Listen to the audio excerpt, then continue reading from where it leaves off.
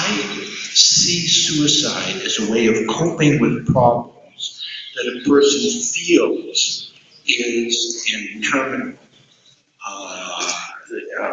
Person, my suffering will never end. That it's inevitable. There is no way of stopping the suffering.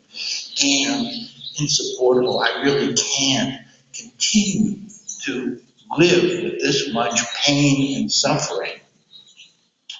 Now, for me, suicide starts with an insupportable thought. Now, the word insupportable is in quotation marks, simply because it's not the nature of the problem, it's the perception of the person. We all know people who have gone through horrendous difficulties and they never think of suicide. And so if a 16-year-old says, I can't go on living because the girl I love has left me and I'm never going to fall in love again, and I feel so much pain, this pain is never going to end, there's nothing I can do, so I'm going to go and kill myself, you can say this is ridiculous.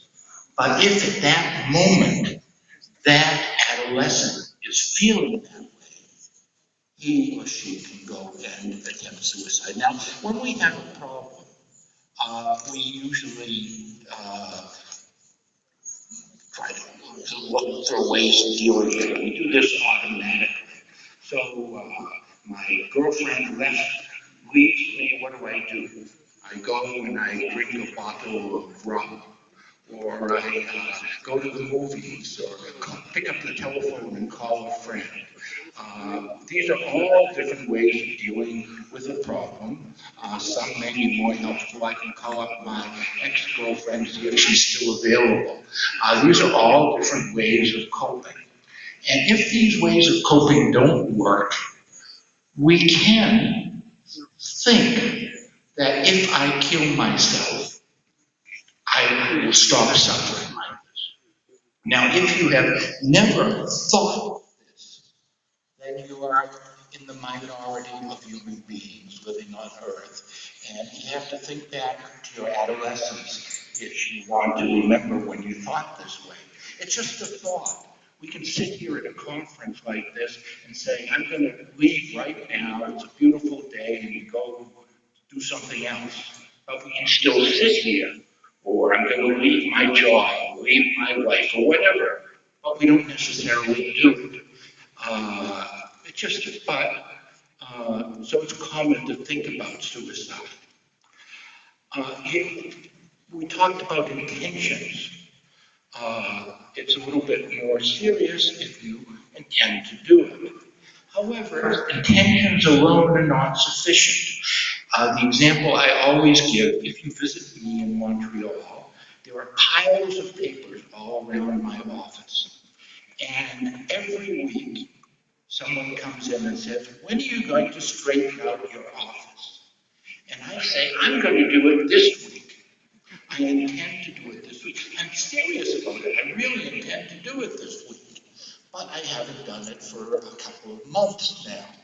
So intentions are closer to doing something, but they're not necessarily doing it.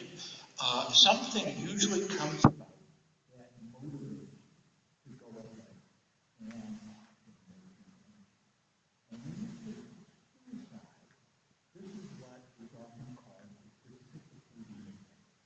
And the precipitating event is often confused with a cause to a person lost his job, big fight with his parents, or something happened. And that's just something that motivates the person who is already at risk to go ahead and proceed with a suicide attempt. In the case of straightening my office, the last time I was missing an important paper, so I decided I had to straighten the whole office out to find the paper, and that was that motivation. So you can go ahead and kill yourself. In the case of suicide, there's something else that you need. You need access to an acceptable means to kill yourself. Now, if I ask everyone, if you had to kill yourself, how would you do it? Different people would have different ideas. Some people would say, I'd use a gun. Other people would be terrified of using a gun or taking pills. We all have needs which are acceptable for us. And if we have access to a means that is acceptable, and one that we think we would want to use, and this varies culture to culture, and then you can go ahead and attempt a suicide, and a certain percentage of those people who attempt will die by suicide. Now, there are a lot of risk factors. We just had to talk about those risk factors. I'm not going to go into them in detail, but there are also protective factors. And today I'd like to talk more about protective factors, because that's, I think, one of the things that's missing in this conference. Not so much talk about protective factors. Some treatment and crisis intervention have been discussed.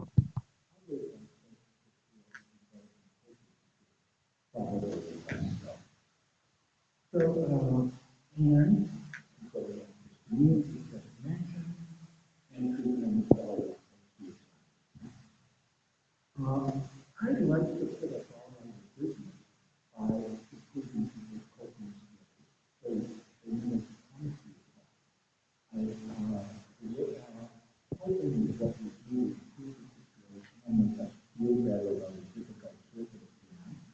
I mentioned interact coping skills, treatment, all sorts of ways of dealing with the problem. You have a fight with your parents, someone go in your room and slam the door, or go on the internet, chat with a friend. Others will talk about it, argue, find a compromise. These are all different ways of coping with something like this situation. So this coping strategy is something that improves your situation, or helps you feel better, or both. And I could say I'm, another child took my toy. I'm going to cope with it by slamming him on the face. But that doesn't fit the second rule of not harming him. Well, we now have programs that teach coping to young children. And the idea is that if you can improve coping skills very young, when children get more risk of suicide in their adolescence and adulthood, they'll have better ways to cope.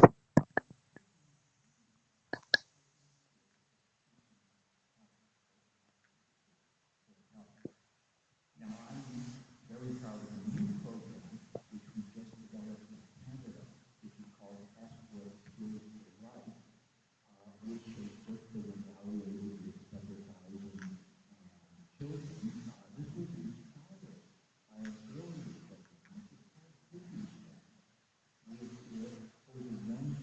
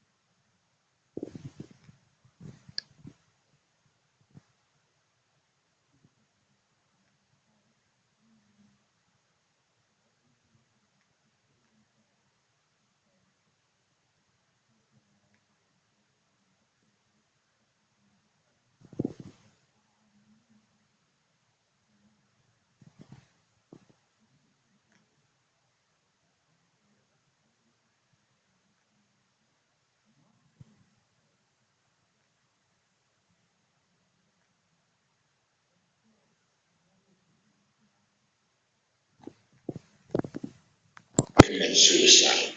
Now, when you look at all the research on suicide, we found over 8,000 published articles with empirical data on how to prevent suicide since the year 2000. You get overwhelmed. There's a lot going on. But you find that most of what we know comes from a limited number of countries and cultures. 98% of the psychological autopsy cases come from 10 countries. Most of the research is conducted in the US, UK, Australia, and so forth. 88% of all the publications are on professional psychiatric medical interventions. Why is this? That's what the researchers do, so they publish about what they do. But 46% of the countries in the world have less than one psychiatrist for 100,000 inhabitants. 22% of countries in the world have less than one psychiatrist for 1 million inhabitants. So most mental health care in the world is not provided by mental health professionals. It's provided by family and community and paraprofessionals and volunteers and other people. And this is part of the reality of suicide prevention worldwide. It's curious. Now, correlations are not causal.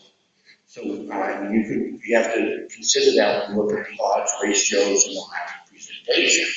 But there happens to be a positive, significant correlation for both men and women between the number of psychiatrists per population and suicide rates. That is, the more psychiatrists there are, the more suicides there are in the country, worldwide. So we know that's not causal. Rather than going into details on different prevention strategies, some of which were just mentioned, I suggest everyone to get hold of the World Health Organization report, Prevención de suicidio Preventivo Global, which is available in Spanish, free, you can download it. But WHO looks at suicide prevention as a public health problem. Doesn't talk about causes, but risk factors and protective factors. And they look at, I don't expect you to be able to read this, different levels of risk and protective factors and how they're related to specific actions. So I encourage you to read that. So I believe that suicides are preventable, and I don't have to go through this list because it was just mentioned by the previous speaker. So I won't do that, and I have a lot to try to get through. The other point I want to make is that when a researcher publishes a paper, let's say I want to see if this therapy works, I compare the people who went through the therapy with people who had a different type of treatment. In reality, we don't talk about the people who decided, I don't want to participate in that. I don't want CBT, so I'm not going to participate in that. Or the people who drop out after 2 sessions and say, well, this isn't helping. So we only know from our research that something is effective when everyone takes all their medication exactly as they're supposed to, has it in their blood, goes into therapy sessions, or does what we think they should do. One of the biggest challenges in suicide prevention is to deal with the real world where people refuse treatment, discontinue treatment, don't adhere to treatment, don't take all their medications, or don't show up. And this does not appear in our research. So that's one of the biggest challenges. I would like to suggest that we spend too much emphasis talking about risk factors and not enough about protective factors. One of the areas in which I've done research is how to best help over the telephone. And now the research is shifting to how to best help over the internet, over text messages, and in chat. But every single study to date on telephone help that has been compared professionals and lay volunteers has found basically that the more diplomas you have and the more training you have, the less helpful you are over the telephone when someone is in a suicidal crisis. Now, this is a bit paradoxical because professionals learn how to help people. My understanding of this is that professionals focus on the problem, diagnosis, and often help comes from building hope by focusing on the person's strengths and believing in their ability to want to continue living despite their problems. So one of the things that I've been doing, these are some pictures from a Somali refugee camp I took in Tanzania. I've been giving some workshops to people who work with refugees who are often in very desperate situations. And usually what someone will say to me is, look, this man said he's watched his family being tortured to death. He's living in a strange country where people speak another language. He used to have a job, home, friends. He lost everything. And he's telling me he's thinking of killing himself. If I was in that situation, I'd probably kill myself. How can I help him? And the answer, I show you the children because they're not happy children. They really have, you can see from their expressions that they've gone through a lot. And what we do is we focus on the fact that this man who may have lost everything and seems so hopeless is still alive. Something has been keeping him alive this week. The goal is to identify what the person's strengths are and build on them. So I'm suggesting that if you talk about all the horrendous things you went through, you're going to get depressed and unhappy, and he's going to be more unhappy too. And I'm just going to throw out just some ideas and strategies for increasing hope. Saying things to the person, like it took a lot of courage for you to talk to me about this. Just making the person feel better by saying these things. Being a real person. I have research results which goes against policies and practices in most organizations that show that some limited self-disclosure is helpful in crisis intervention with suicidal people. So when someone says, I'm going through a difficult divorce, saying, I know how you feel, I went through a difficult divorce too, can increase the odds that that person will be helped. But you don't go ahead and say, well, let me tell you about my difficult divorce. Just that one sentence, so it's limited disclosure. Complimenting the person. I think you should spend more time exploring the person's strengths and reasons for living than the problems. The idea is you have to assume that the person has many assets. And you don't say things like, did you do anything to make you feel better this week? The answer is going to be no. But if you say, what have you done this week that made you feel a little bit better? Then you're starting to get at, how does this person cope? You look for the exceptions. Ask the person to tell you about when things felt a little better, when things were not quite so bad. Well, what helps you continue living? And get into this, well, what you're thinking about. And so while I was making a cup of tea and I was thinking about my life back then, what were you thinking about going into all that? I believe that you can have dramatic impact on suicide. And one of the success stories is where I come from, Quebec, Canada. Now, Quebec, Canada, suicide rate went up pretty much from the 1970s until 1999. And every year it's been declining since then. And it's in all age groups and in almost all methods and different reasons. And the decline has continued up until now. Now, when the rates were going up into 1999, people had all sorts of explanations. It was due to not going to church as much, stress, unemployment, financial problems. Since 1999, those things haven't changed. They've gotten worse, probably.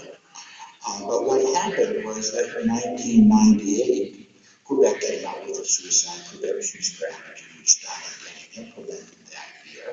And it followed pretty much WHO guidelines you get online for them. The most dramatic decrease was in the 15 to 19-year-olds, where on average, up until about 1999, the rate went up almost 3%, 2.8% every year.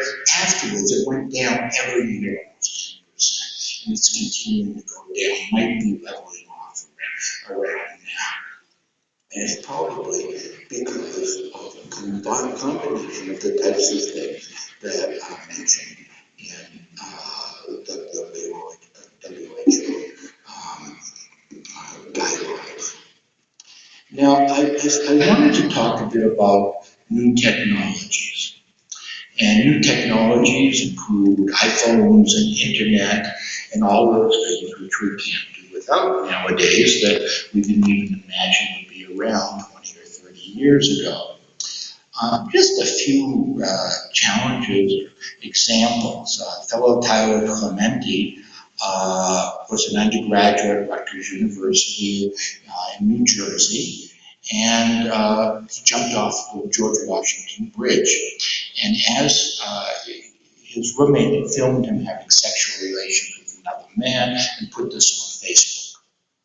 And as he was going to the bridge, he was texting to his friends, "I'm going to kill myself, I'm going to the George Washington Bridge, I'm getting on the bridge now," until his last text, which is jumping from GW Bridge, sorry.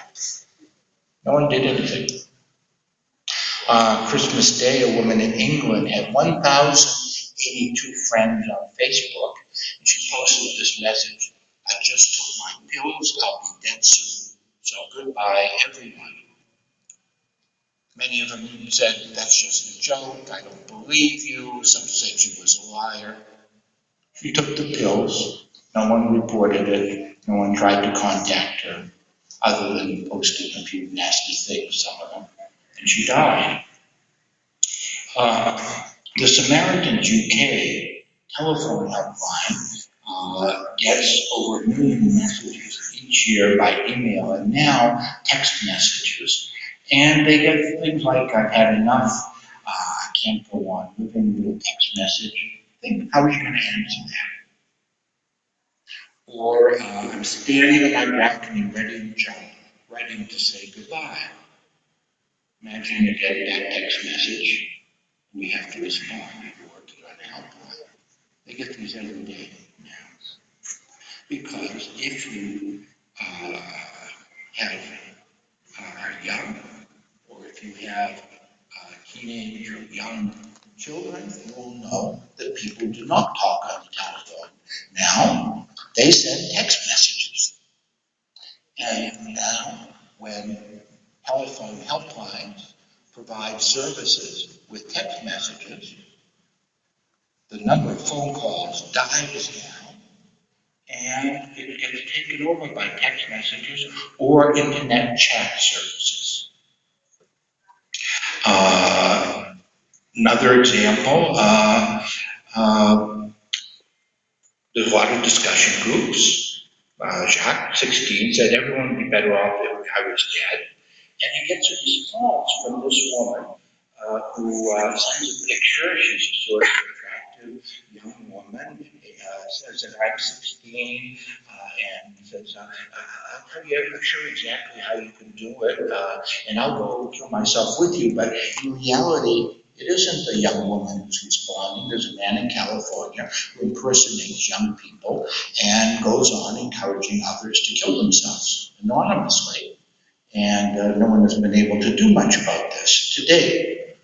Right now, or actually 2014, this is in French, the population of the world was about 7.1 million. And in 2014, the number of paid subscriptions to cellular telephones was more than the number of people on Earth. And the number of people on Earth includes babies who are 1 month old who don't have cell phones, and other people who are too poor to have it. There are more subscriptions to phones than there are human beings on Earth. And I don't know how much more because they crossed in 2014. In Quebec, where I come from, 98% of people 18 to 24 use Facebook, and it goes down to 76% on the old folks of 45 to 54. And who knows what it is for the older. But the average for all age groups on Facebook is 6 hours a week. And I'm sure the youth is a lot more. Now, when we have a problem, what do we do now? We Google it. That's what we do. So the same for suicide. And if you look at Google statistics, you find that the most frequent suicide search word is for suicide method. Often adding words like painless or quick. I'll come back to that one. And people often express on the internet their desire or intent to kill themselves. And recent research, not that recent, 2011, found that 43% of people react by either doing it, so what, joking, if you kill yourself, can you take my wife with you, or encouraging the person, great idea, go ahead, do it. And so forth. One of the problems is that there is no way of knowing if any information you receive on the internet is good or bad or reliable or false. You can find almost anything.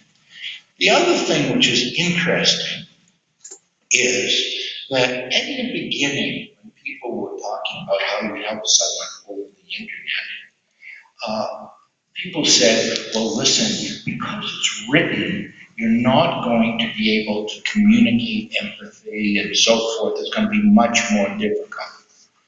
Well, the research shows exactly the opposite. That people reveal more about themselves over the internet with written text than they do in face-to-face or on telephone. And people are more likely to think that you are empathetic with written text than over the telephone or face-to-face. So it's very easy to develop an intimate relationship and share intimate details of your life over the internet. And maybe that explains why people fall in love with people they meet over the internet, because there's this tendency to project what we hope the person is going to be like into their words. So I mentioned that, self-disclosure. Now, if you look at what do you find when you go on the internet, sometimes there's more pro-suicide and sometimes there's more anti-suicide sites. It varies quite a bit in where you're searching from and how. But the bottom line is, if you do any internet search for something related to suicide, you will find, you will hit sites that describe pretty much how to do it and show suicides and show cases of suicide which you could identify with. So if you're having relationship problems, you'll come across a case of someone who has problems just like you who went ahead and killed themselves, or whatever type of problems you may have. In fact, about 1 out of 4 sites you'll find will describe the suicide. And this is obviously against WHO guidelines. And the news sites ignore the media guidelines of World Health Organization. They cite causes, or the factory closed, so he killed himself, or whatever. And again, we talked about reaction, quality control. Well, there are a lot of dangers to having the internet. We're not going to get rid of it. Nothing's going to change very quickly unless we do some things. But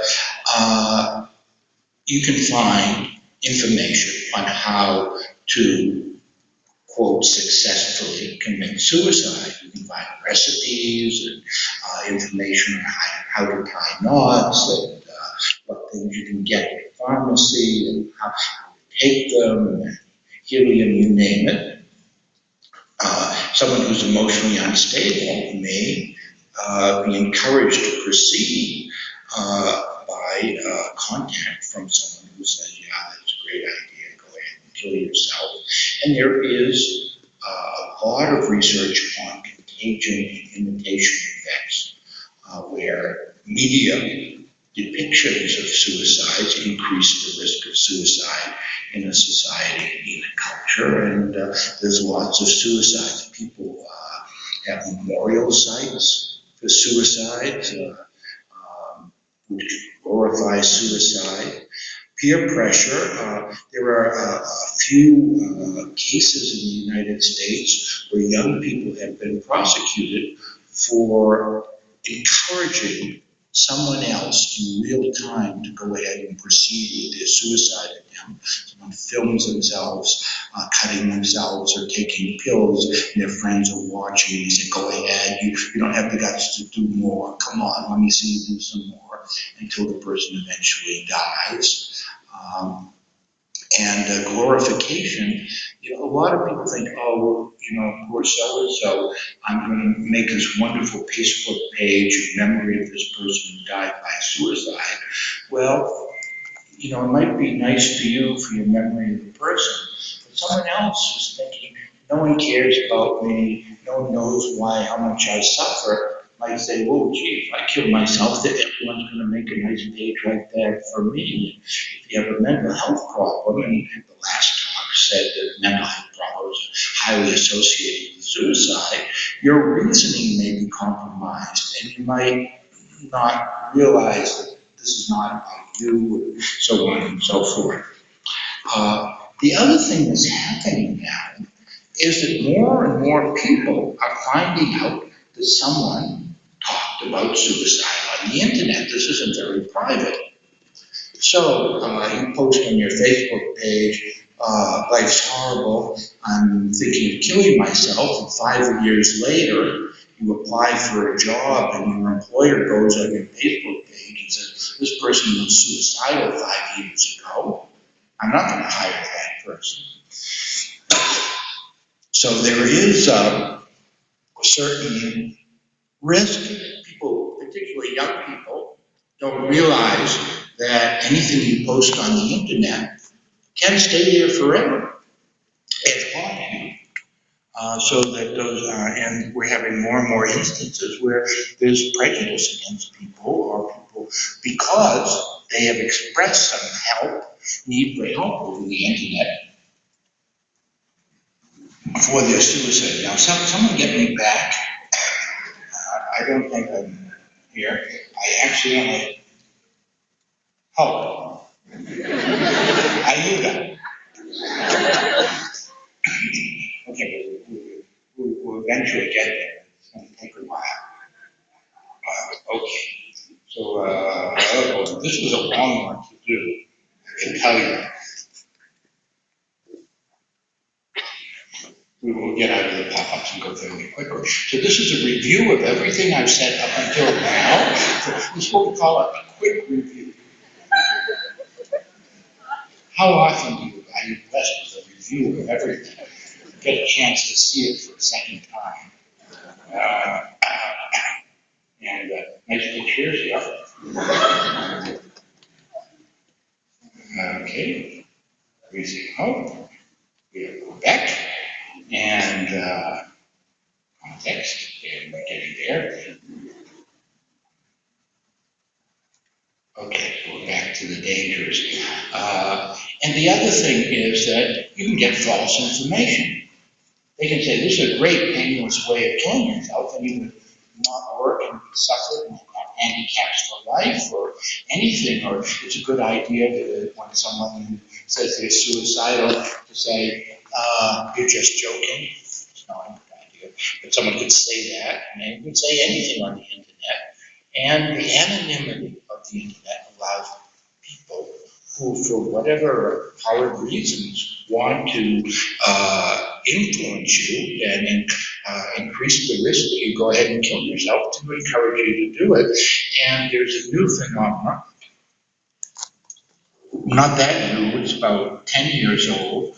It's very big in Japan, and that is suicide pacts. Every week in Japan, someone is posting, several people will post on the internet, I'm looking for someone to kill themselves with me. And then someone will say, yes, I'll go with you, and they go and kill themselves together. And it's also in some Scandinavian countries becoming more common. The benefits are that you can obtain support and help from others. And you can experience models of people in similar situations. Very often, if you look at the forum, you find someone says, yeah, I know how you feel, I went through the same thing, but let me tell you, this helped me, and I got through it, I felt like you. So that could be very helpful. Sometimes the information you get about the method that you've chosen discourages you because it hurts, or it's uncomfortable, or it's not very reliable, or disfigures you, or whatever.